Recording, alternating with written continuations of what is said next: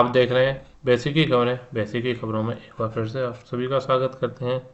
साथियों, आज की वीडियो में हम बात करेंगे 8th पे कमीशन के ऊपर आई लेटेस्ट खबर। नहीं मर्ज किया जाएगा डीए। अगर डीए मर्ज नहीं किया जाएगा तो क्या होगा इसका असर। की वीडियो दो पार्ट्स में होगा। पहले तो जो खबर आई है उसके बारे में सरकार ने क्या कहा है,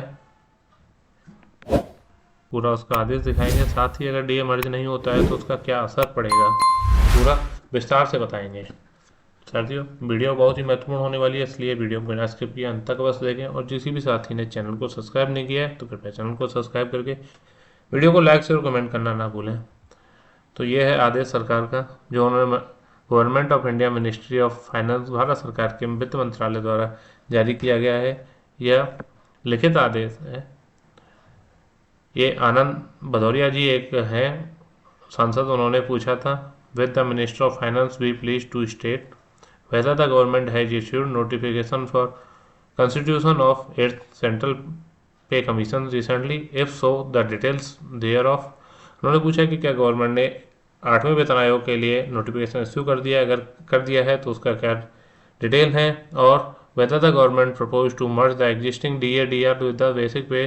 क्या गवर्नमेंट जो है, जो एग्जिस्टिंग डीए और डीआर हैं उनको बेसिक पे के अंदर मर्ज करने की सोच रही है। अगर कर रही है तो डिटेल्स क्या है उनकी, और नहीं है तो क्या रीजन है। तो आदेश ये इसका जवाब दिया है minister of state in the minister of finance, वित्त राज्य मंत्री जो है पंकज चौधरी, उन्होंने आदेश ये जवाब दिया है, यस सर। पहले का आदेश यह है कि क्या जो नोटिफिकेशन जारी कर दिया है, तो उन्होंने बोला कि नोटिफिकेशन जारी कर दिया है गवर्नमेंट ने 3/11/2025 को, 3 नवंबर 2025 को 8वें वेतन आयोग के लिए। उसका एक कॉपी आपको भेज दी जाएगी। और दूसरा जो सवाल है कि क्या डीए और डीआर को मर्ज किया जाएगा, तो उन्होंने बोला है no proposal regarding merging of the existing dearness allowance with the basic pay. उन्होंने कहा कि डीए का बेसिक पे के साथ मर्ज करने का कोई भी अभी हमारे पास प्रपोजल नहीं आया है, तो वो नहीं किया जाएगा। अब बात करते हैं इसमें क्या है चीज़ों के बारे में, करते हैं संक्षेप में। केंद्रीय वित्त राज्य मंत्री पंकज चौधरी ने बताया कि सरकार ने 8वें वेतन आयोग के गठन को आधिकारिक रूप से सूचित कर दिया गया है। उन्होंने स्पष्ट किया कि फिलहाल महंगाई भत्ता, जिसे हम डीए या डीआर कहते हैं, को बेसिक सैलरी में मिलाने का कोई प्रस्ताव नहीं है। स्पष्ट है कि पेंशनर के लिए भी यही बात लागू होगी, उनके लिए भी बेसिक सैलरी में महंगाई राहत डीआर मर्ज नहीं किया जाएगा।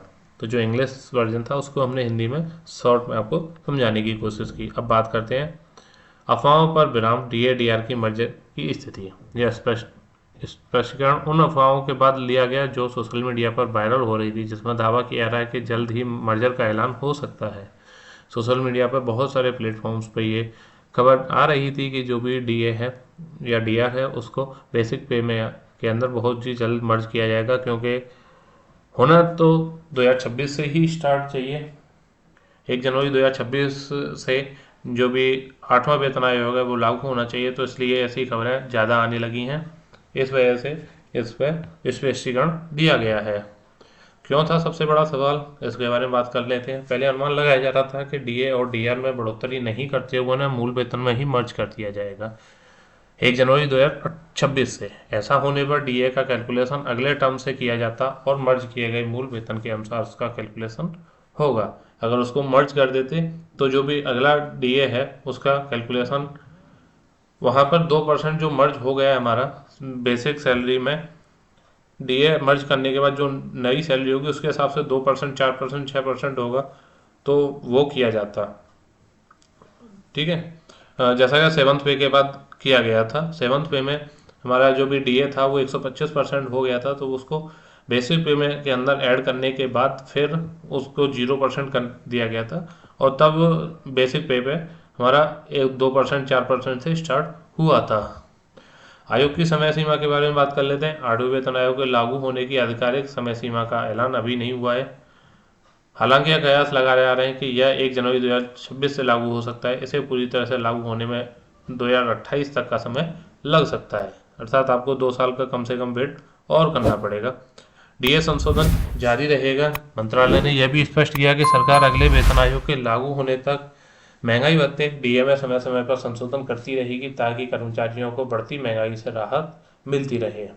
अभी जनवरी 2026 में साथियों 2% डीए बढ़ने की उम्मीद है, शायद 2% ही डीए बढ़ेगा। अब बात कर लेते हैं हम डीए मर्ज नहीं हुआ तो इसके क्या साइड इफेक्ट्स होंगे, इन चीज़ों के बारे में बात करते हैं, जो कि हमारा वीडियो का दूसरा पार्ट था। अगर डीए मर्ज नहीं हुआ तो क्या हो सकता है? बेसिक पे कम ही रहेगा। डीए मर्ज नहीं होने पर बेसिक पे में बड़ा इजाफा नहीं होगा। बेसिक पे कम रहने से भत्ते भी कम ही रहेंगे। एचआरए, टीए, पीएफ आदि जो बेसिक पे आधारित होते हैं वो भी हमारे कम ही होंगे, क्योंकि अगर बेसिक पे होता है किसी का अगर 50,000 है उस पर 5% लगता है और किसी के भी 20,000 पे 5% लगेगा तो डिफरेंस ऑटोमेटिक हो ही जाता है। इसके बाद आता है सैलरी में उतनी बढ़ोतरी नहीं होगी। डीए अलग से बढ़ता रहेगा लेकिन बेसिक से सैलरी पर इसका असर नहीं पड़ेगा, इसलिए कुल वेतन में बढ़ोतरी कम महसूस होगी। जो हमारा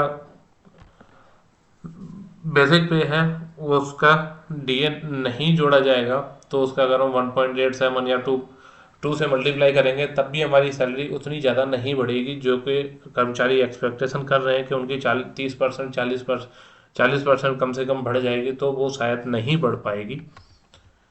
पेंशन पर असर पड़ेगा। पेंशन बेसिक पे प्लस डीए मर्ज होने पर बढ़ती है। अगर डीए मर्ज नहीं हुआ तो पेंशन कम बनेगी क्योंकि बेसिक पे कम ही रहेगा।